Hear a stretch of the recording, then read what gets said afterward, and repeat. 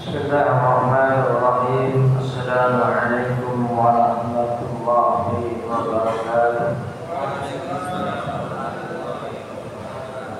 Alhamdulillahilladzi bi ni'matihi tatimmus shalihat. Asyhadu an la ilaha illallah wa asyhadu anna Muhammadar Rasulullah. Allahumma shalli ala Sayyidina Muhammadin wa ala alihi wa ashabihi wa qarabatihi wa azwajihi wa dzurriyyatihi ajma'in, amma ba'd.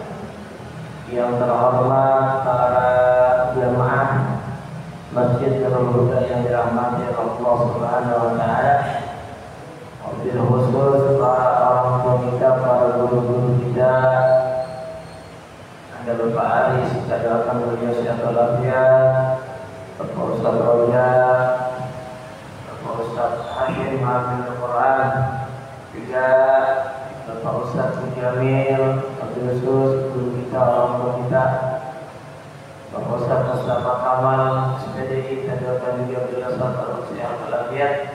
Dan seluruh yang ada di sini juga mendapatkan cucuran rahmat dan barakah dari Allah Subhanahu wa taala. La ilaha illallah salihah. Allah Nabi Mustafa sallallahu alaihi wasallam. Al-Fatihah. A'udzu billahi minasy syaithanir rajim. Bismillahirrahmanirrahim. Alhamdulillahi rabbil alamin. Ar-Rahmanir Rahim. Maliki yaumiddin. Iyyaka na'budu wa iyyaka nasta'in. Ihdinas siratal mustaqim. Siratal ladzina an'amta 'alaihim ghairil maghdubi 'alaihim waladdallin. Para jemaah yang dirahmati Allah Subhanahu wa taala, masih kita membahas kitab Kitabul Hadis dengan syarah Tanqihul Qaulil Hafidz. Kitabnya ditulis oleh Imam As-Suyuti. Kitab Kitabul Haditsnya dan syarah atau penjelasannya ditulis oleh Imam atau maksudnya Syekh Nawawi Al-Bantani Al-Jawi.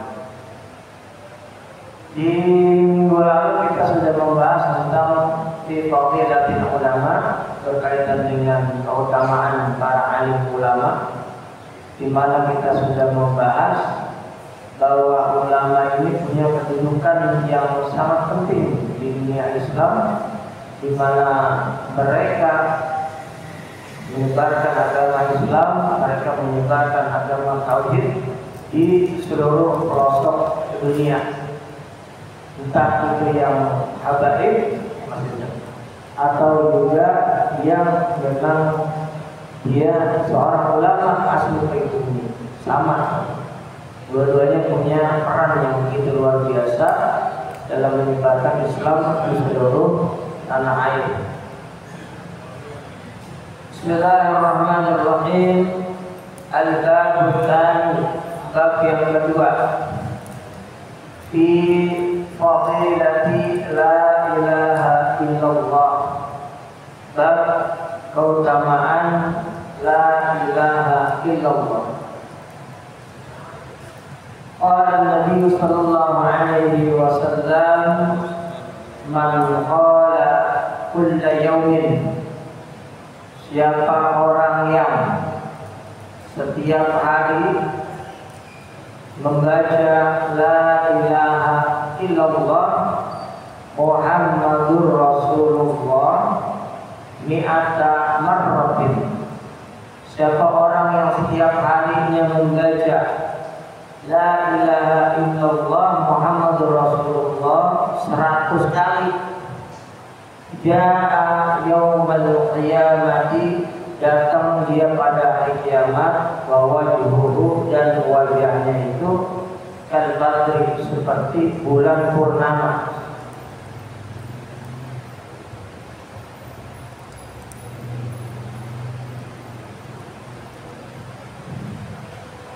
Siapa orang yang setiap harinya membaca la ilaha illallah Muhammadur Rasulullah sebanyak mi'ata marratin, 100 kali, ya yaumal qiyamati, dia akan datang pada hari kiamat, wa wajhuhu kal badri, wajahnya seperti bulan purnama. La ilaha illallah ini merupakan dasar tauhidan kita, di mana semua kejadian semuanya berpangkal kepada Sang Pencipta Allah Subhanahu wa Ta'ala. Dan ketauhidan kita ini tidak boleh terganggu sedikit pun. La ilaha illallah Muhammadur Rasulullah sepaket. Kalau orang hanya percaya Allah, tidak percaya Nabi Muhammad, nantinya seperti orang-orang Yahudi. Orang-orang Yahudi begitu.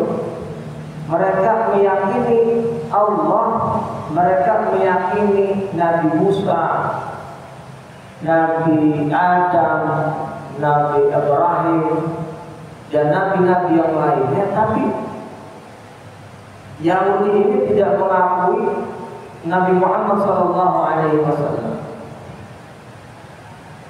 Andai kata mereka beriman kepada kitab Taurat, maka wajib mereka meninggalkan, dalam arti berpindah ke Quran.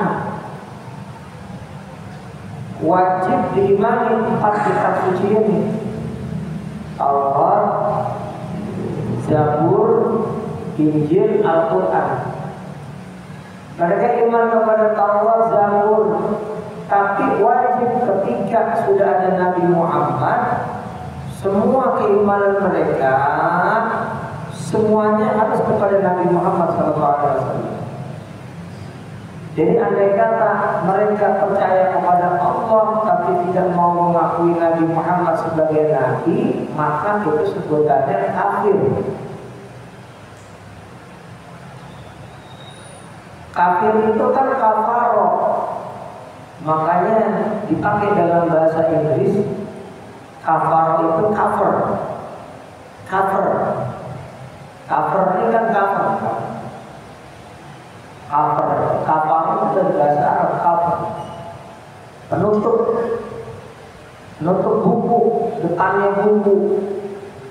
Maka cover itu, orang yang kafir itu berarti dia tertutup hatinya dari iman kepada Allah. Cover itu.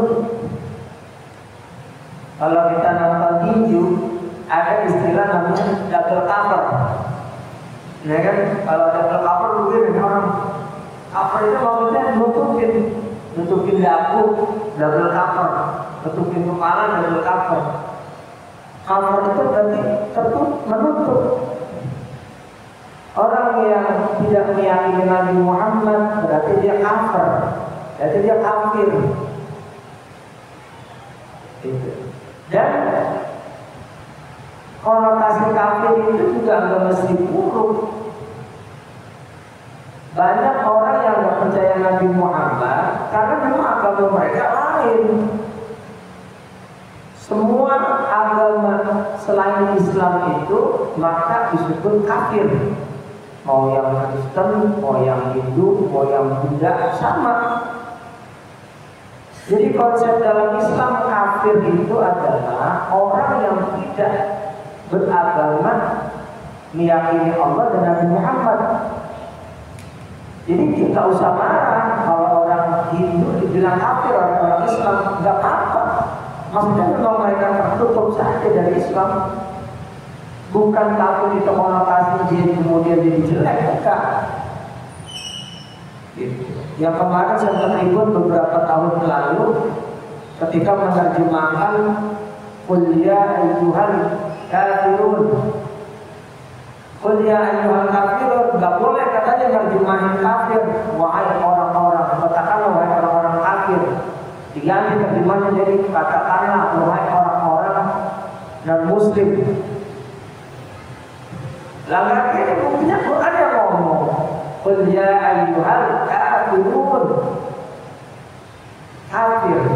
Jadi bukan berarti juga kita punya teman orang Buddha dia kafir, ya nggak apa-apa, tetap kita menjalani hubungan sosial dengan mereka. Makanya dibagi, ada kafir harbi, ada kafir dhimmi. Apa itu kafir harbi? Kafir harbi itu yang ngajak perang, itu namanya kafir harbi. Kalau ngajak perang, ya kita ikutin perang.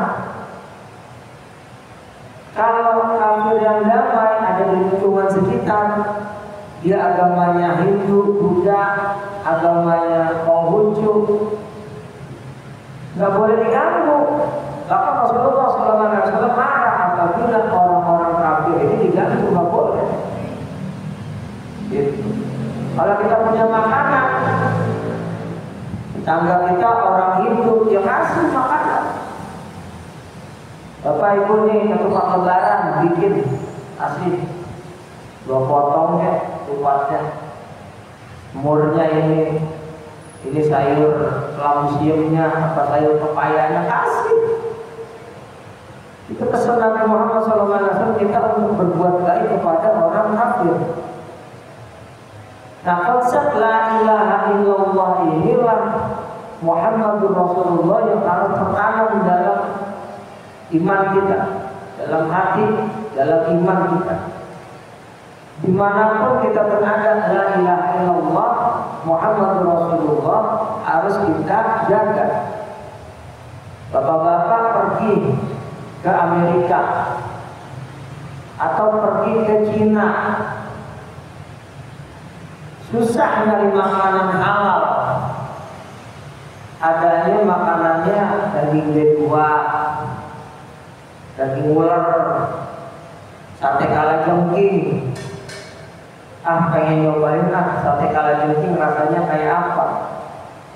Pengen nyobain daging betua kayak apa rasanya? Masakan banyak di mana-mana di Cina.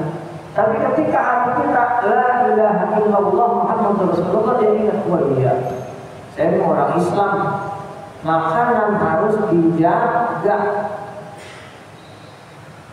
Makanan harus dijaga orang Islam, nggak boleh makan makanan yang haram, nggak boleh. Makanan yang haram nggak boleh.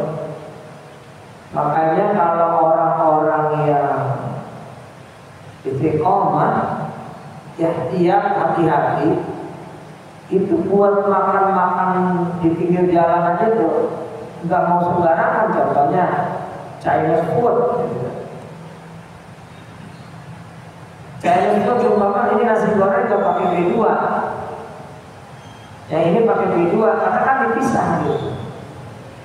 Yang jadi masalah waktu ngegoreng nasi gorengnya itu meskipun nggak pakai daging B2,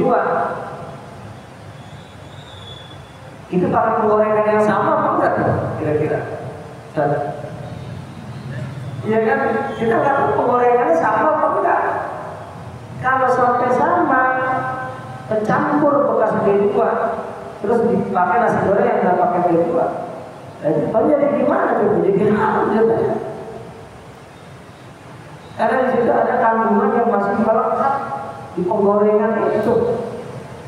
Makanya orang makan aja, orang Islam itu harus hati-hati, makan hati-hati. Makan hati-hati, nggak boleh sembarangan. Kita ada makanan dari Amerika. Contoh, ada teman dari Amerika pulang dari luar negeri, dikasih coklat, dikasih permen. Negara sana kan tidak ada unsur halal dan haram. Mereka itu tidak menganut paham halal dan haram juga. Akhirnya apa? Kita dikasih dikasih permen, umpama dari mana nih? Tadi dari Amerika. Saya Jamil ada jalan-jalan di Amerika, kasih permen, coklat. Ketika Ustaz Jamil ragu, karena di hatinya la ilaha illallah Muhammadur Rasulullah, orang Islam, makan aja nggak boleh sembarangan. Makan apa enggak permen ya? Label halalnya nggak ada. Maka ketika Ustaz Jamil ragu untuk makan permen dari Amerika yang nggak ada label halalnya, katanya haram. Tinggalin betul. Tapi ketika kita nggak ragu, makan aja deh. Paling permen biasa aja, paling dari gula-gula gitu. Makan aja nggak apa-apa. Tapi ketika ragu, maka wajib kita tinggalin. Nggak boleh. Orang Islam itu makan nggak boleh sembarangan. Nggak boleh sembarangan karena apapun itu. Gitu. Kemarin ada kawan saya cerita 2 minggu lalu jalan-jalan ke Bangkok, Thailand. Pulang-pulang dia bawa coklat gitu ya. Cuman dia tahu coklat itu ada label halal ya ternyata. Di Thailand juga ada label halal, berarti di sana juga ada Muslim yang bikin produk Islam. Ya kalau ada label halal di sebuah negara ya oke, nggak apa-apa, halal. Silakan untuk dikonsumsi. Jadi konsep la ilaha illallah Muhammadur Rasulullah terbawa kepada semua lini kehidupan kita sebagai orang Islam. Nggak boleh sembarangan, orang Islam apa aja diumbar, nggak boleh. Gitu. Ustaz Hasim jalan-jalan ke Islandia, makanan susah nih. Ayam goreng dipotongnya nggak halal, takut. Daging sapi dipotongnya nggak halal, takut. Akhirnya yang ada apa? Ikan. Kalau ikan mah siapa aja yang membeli boleh, mau yang orang kafir atau orang Islam, ikan mah halal. Ikan itu halal semuanya. Mau yang orang kafir, masak orang Cina nih, dia non Muslim, masak. Yang penting bumbunya halal. Kalau ikannya sudah halal, bumbunya halal, maka yang kita makan halal. Kalau ikannya halal, bumbunya itu bumbu campuran yang enggak halal, ya jadi haram ya kan? Nggak boleh. Kan ada tuh yang masak ikan apa ayam atau beef itu pakai arak apa tuh. Kalau chef kan ada aja. Nah itu yang kayak gitu kita tinggalin. Makanya kita selalu umat muslim ini memang dalam hal makanan kalau kita jalan-jalan ke negara orang susah. Kenapa? Karena muslim harus dijaga dalam hal makanan, apalagi apal Quran kan. Makan makanannya yang haram nggak nyambung nanti. Gitu. Waqala Nabi sallallahu alaihi wasallam afdalul dzikri la ilaha illallah. Li'annaha kalimatut tauhid. Seabdul-abdulnya zikir itu adalah la ilaha illallah. Kita mimpin tahlil yang biasanya tahlilan tanpa harus mengucapkan fa'lam annahu juga gak apa-apa. Afdalul zikri, apa afdalul zikri? Langsung aja la ilaha illallah tanpa harus. Karena di situ afdalul zikri, seabdul-abdulnya zikir, mubtada khobar, tengah-tengahnya ada. Kalau kita belajar ilmu nahwu, tengah-tengahnya ada apa? Tengah-tengahnya ada fi'il amr. Seabdul-abdulnya zikir fa'lam, maka ketahuilah annahu bahwasannya la ilaha illallah. Kan gak dipakai juga gak apa-apa. Saya juga kalau memintanya begitu. Afdalul zikri la ilaha illallah. Langsung la ilaha illallah tanpa harus fa'lam annahu. Seabdul-abdulnya zikir fa'lam, maka ketahuilah annahu yaitu la ilaha illallah. Kalau saya pakai itu juga gak apa-apa.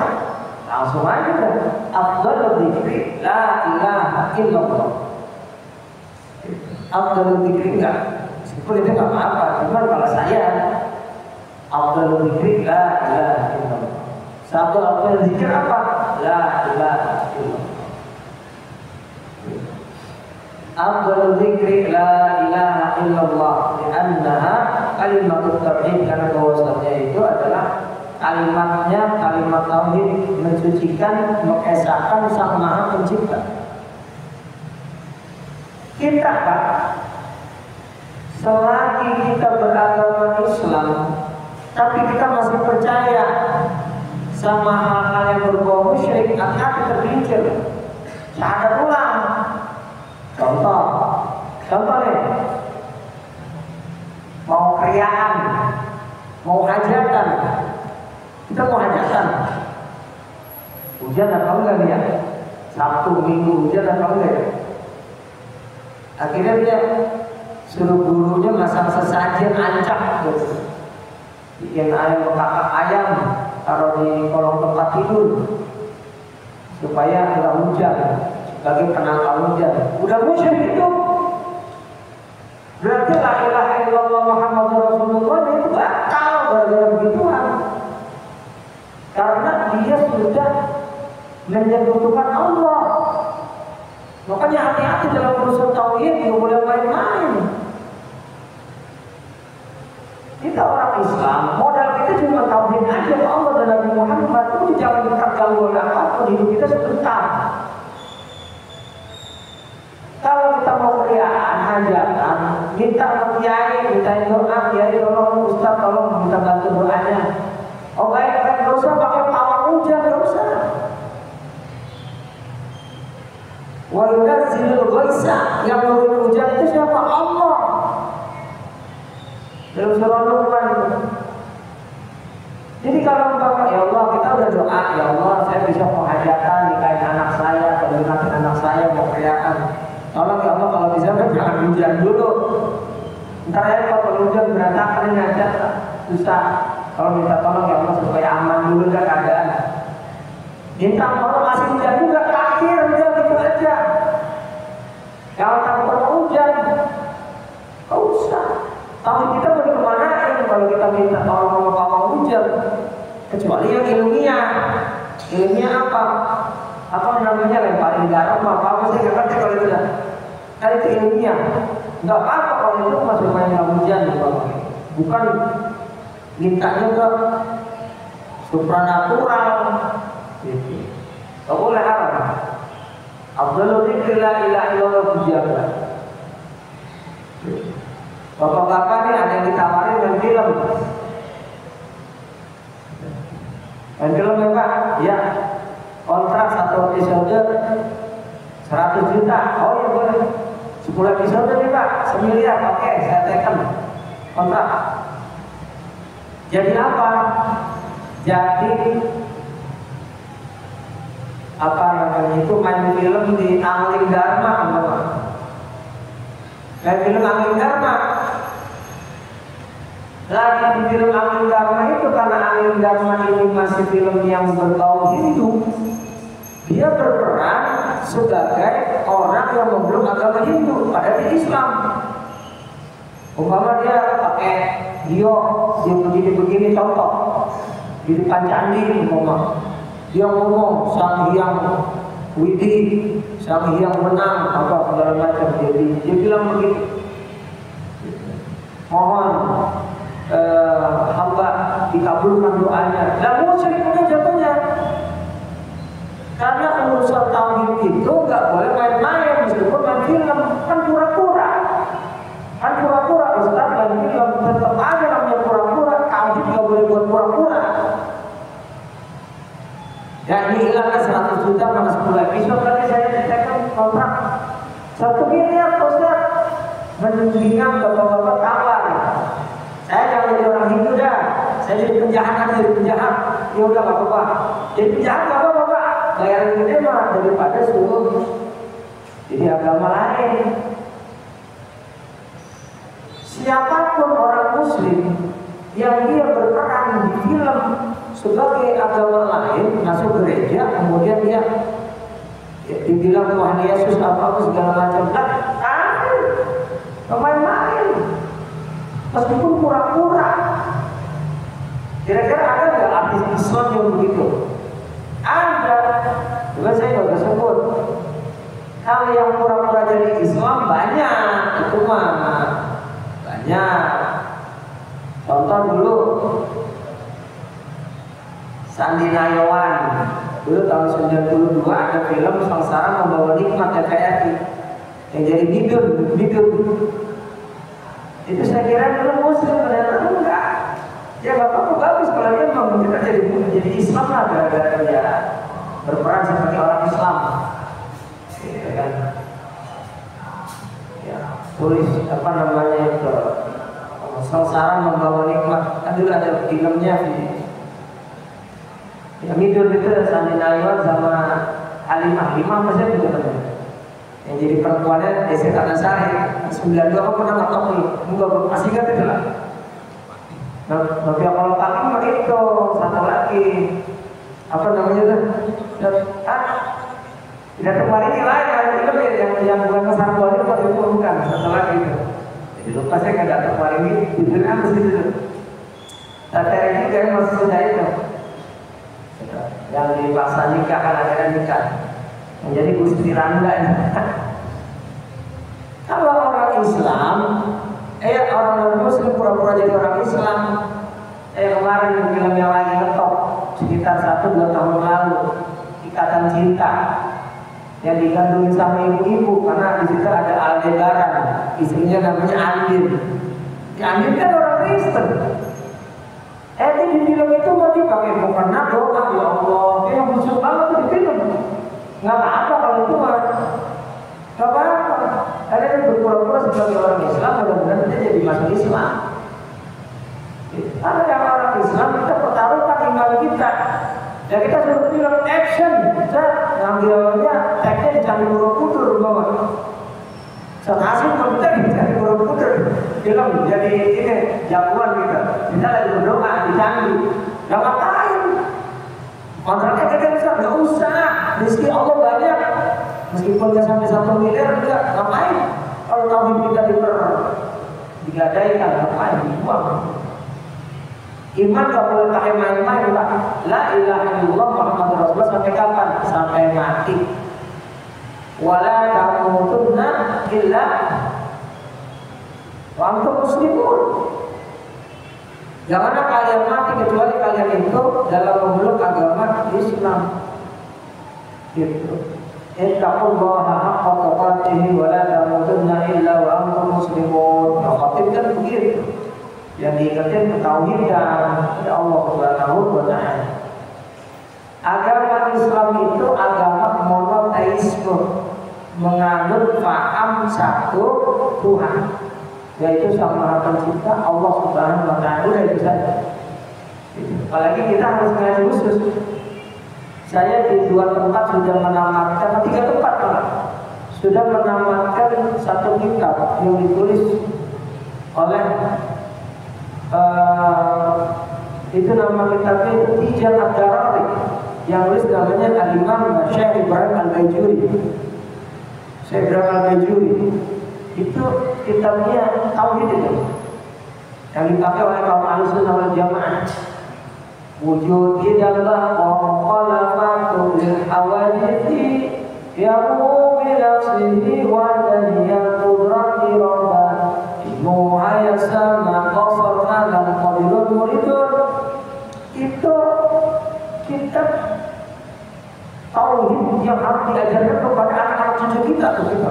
Saya udah hatamkan itu di 3 majelis gitu. Khusus kitab tauhid. Kalau ini kan hadis tentang fadilah la ilaha illallah. Kalau kitab Tijan Darani itu berkaitan dengan ilmu tauhid yang dikhususkan mempelajari ilmu itu. Jadi hafal ya itu ya. Jangan sampai salah tauhid dari artinya. Jangan sampai kita pakainya tauhid rububiyah, uluhiyah, asma wa sifat, jangan. Adik-adik mau pakainya pakai wujud tidak melakukan bukan takul hawadisi yang telah disebutkan oleh Wali Songo dan ulama-ulama terdahulu. Jangan sampai salah tauhid, bahaya dari salah tauhid. Kita mau pakainya itu. Dijelaskan oleh Syekh Nawawi Al-Ghantani. Syarahnya syarah Tijan Darani.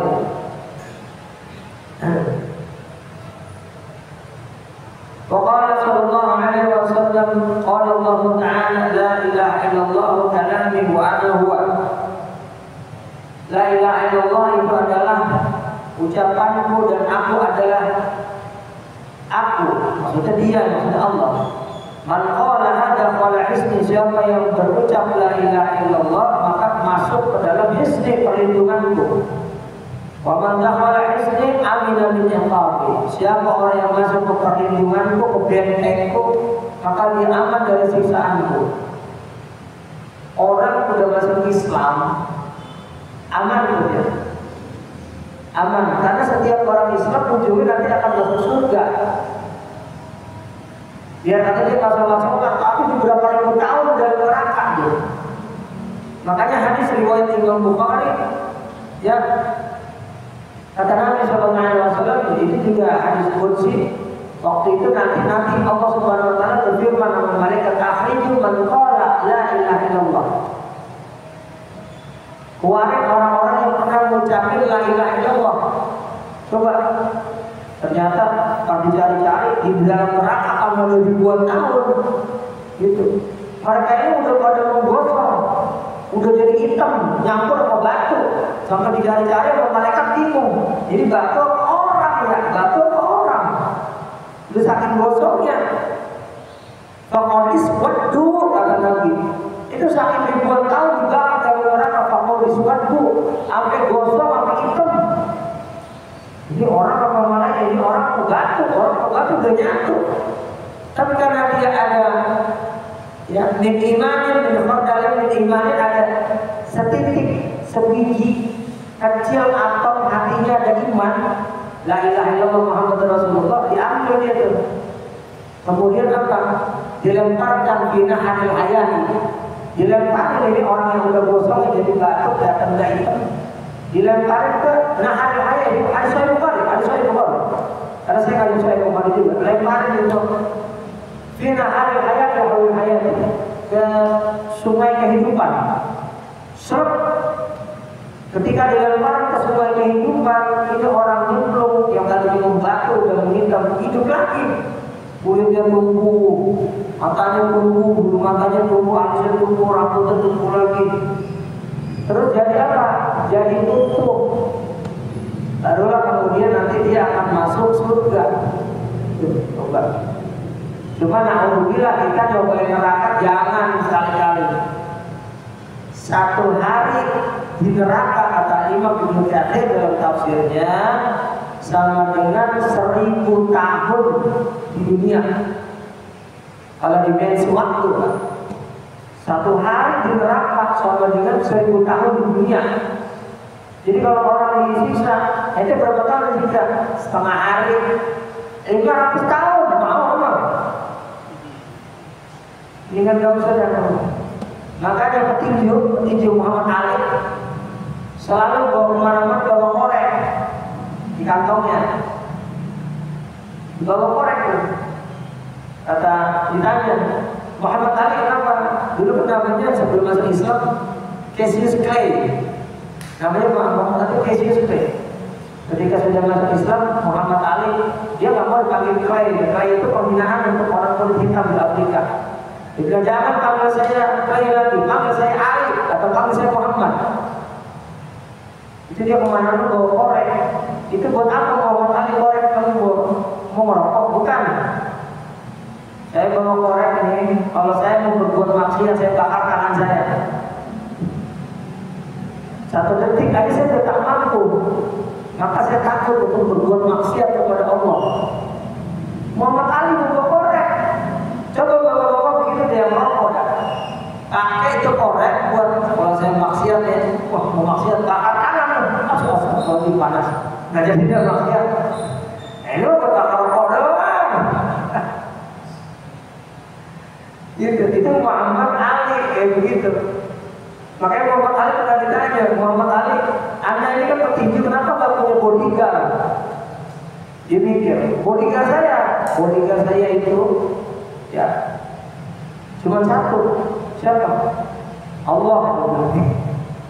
Dia nggak pakai bodyguardnya cuma satu Allah. Itu kan banyak tahu itu. La ilaha illallah Muhammadur Rasulullah. Masa kita kalah sama Muhammad Ali yang baru masuk Islam sebagai mu'allaf? Gitu. Kita harus hebat. Lagi adik-adik, tauhid yang dijaga. La ilaha illallah Muhammadur Rasulullah. Para jamaah dirahmati Allah Subhanahu wa taala, ada selingan pertanyaan enggak sebelum kita lanjut? Adik-adik bikin pertanyaan boleh Pak. Saya minum dulu. Kalau mau nanya silakan. Nanya Pak, enggak apa-apa. Di luar materi enggak apa-apa boleh. Dek, mau deh belajar membuat pertanyaan, silakan.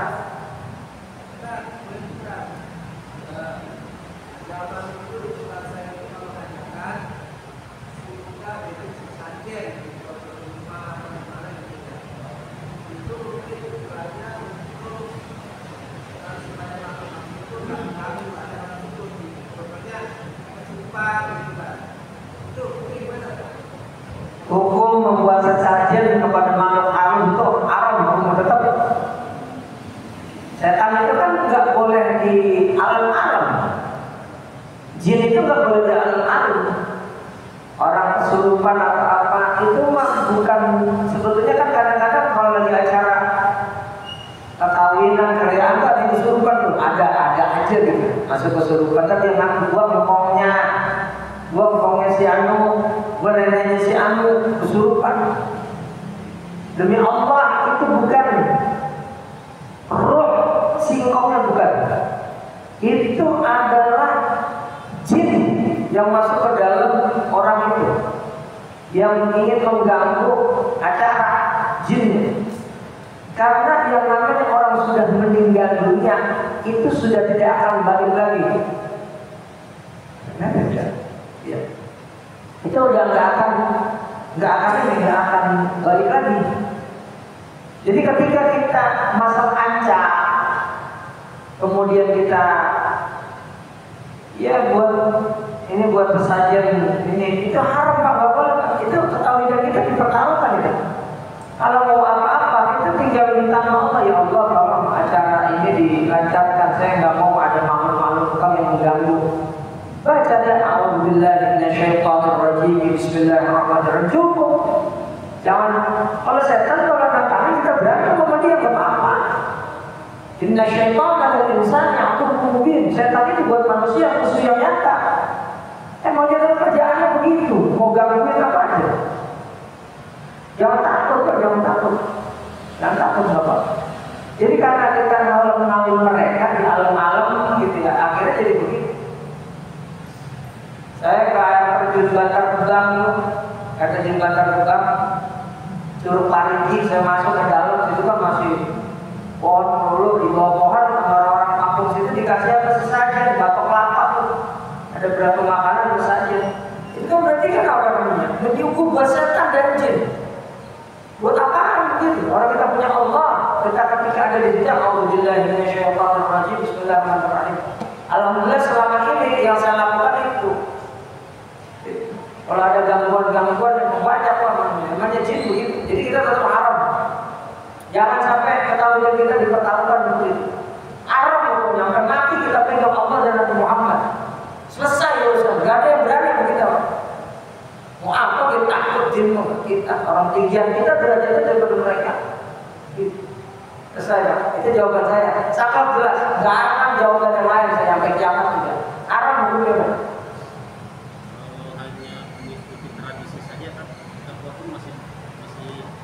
Biasanya kalau ada penyan, ada terkait atau tahlilan nih. Tujuannya buat apa tuh? Biasanya kalau tahlilan itu pasti ada penyan, kalau terbangun. Kalau penyanyi untuk pewangian, ruangan nggak apa-apa. Tapi kalau buat nyuguh haram. Ini jangan jadi masang stanggi, menyan atau juga kayak Habib-Habib tuh kalau buat maulid acara kacepin situ buat pewangian nggak apa-apa. Tapi kalau dia buat nyuguh jin, makhluk halus haram. Kalau kita pernah melakukan itu, istighfar yang banyak. Semoga Allah maafkan kita. Wala tamutunna illa wa antum muslimun. Pegang Allah dan Nabi Muhammad, percaya kita. Gak akan berani ke jin setan kekal semuanya. Benar nggak? Kalau umpama kita melihat seperti itu, kita anggap kearifan lokal aja. Kita nggak usah ikutin. sekedar ikuti tradisi saja tapi nggak ada keyakinan ke situ, gimana? Tradisi kampung itu begitu. Kalau tradisi kampung itu kira-kira kalau diwawancarain ada tujuan nggak gitu? Itu yang masalah kan itu, Ustaz. Kalau tidak melakukan begitu kan jadi omongan gitu, tetangga. Ya inilah makanya kita agak berbenturan antara hukum adat dengan hukum agama gitu. Itu yang perlu kita ini. Tapi kadang-kadang ya sudah mulai bergeser kan, ya semuanya begitu di kampung. Saya kira harus ada kebijaksanaan di kampung. Karena kita udah banyak guru untuk seperti itu. Jangankan punya, ini usaha bener deh. Nih, satu dikit Pak, 2 menit deh. Saya punya saudara di Cirebon, ya itu di wilayah Sindang Larut itu. Kan itu daerah pesisir pantai Cirebon. Ya, itu ada pesta namanya kalau nggak salah nyadran apa itu? Nyadran itu pesta laut, tumpeng apa, kemudian tadi dijeburin laut, makanannya juga itu banyak itu.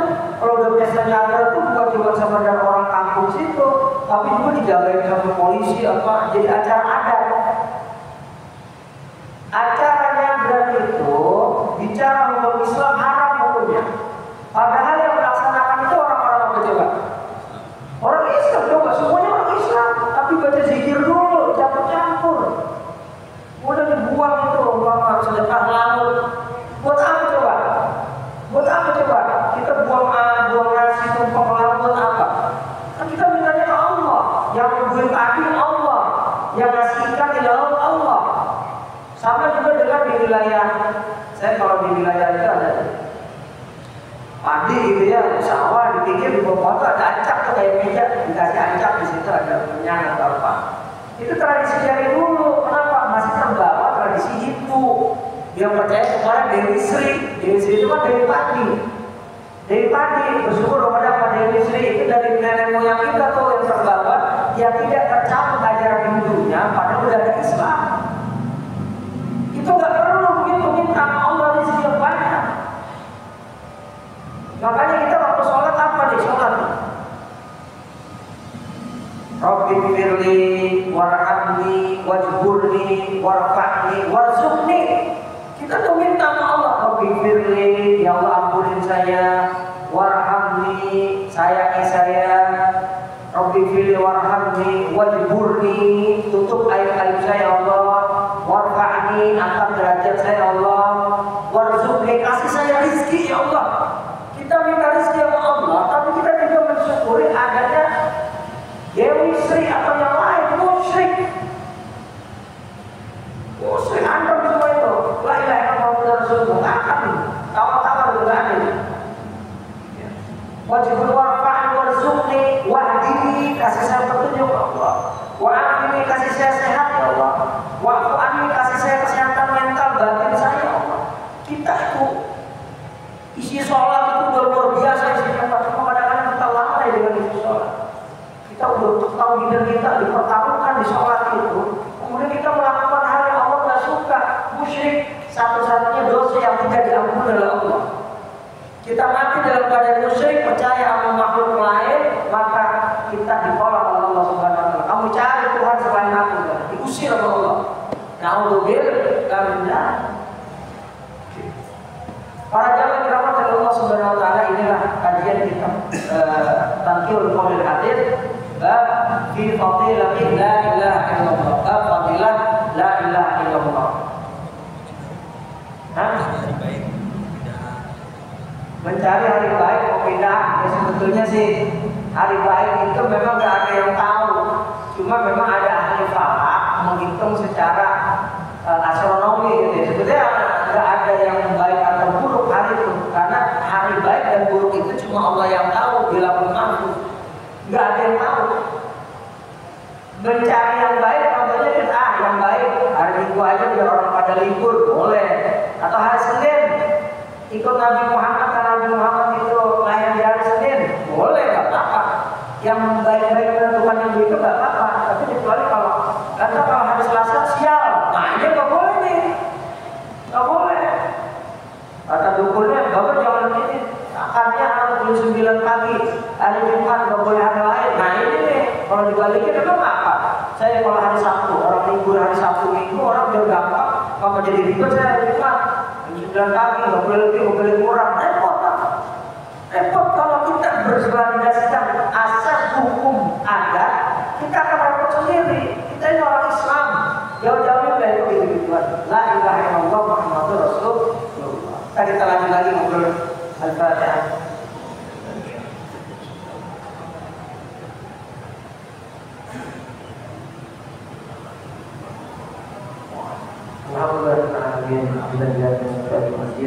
Ya Rabbana lakal hamdu kama yanbaghi li jalali wa 'azimi sultanik. Allahumma shalli 'ala sayyidina Muhammad wa 'ala alihi. Allahumma ighfir lana wa li walidina wa li masyayikhina wa li jami'il muslimin wal muslimat wal mu'minin wal mu'minat al-ahya'i minhum wal amwat. Rabbana atina fid dunya hasanah wa fil akhirati hasanah wa qina adzabannar. Subhana rabbika rabbil izzati amma yasifun. Salamun 'alal mursalin walhamdulillahi rabbil alamin.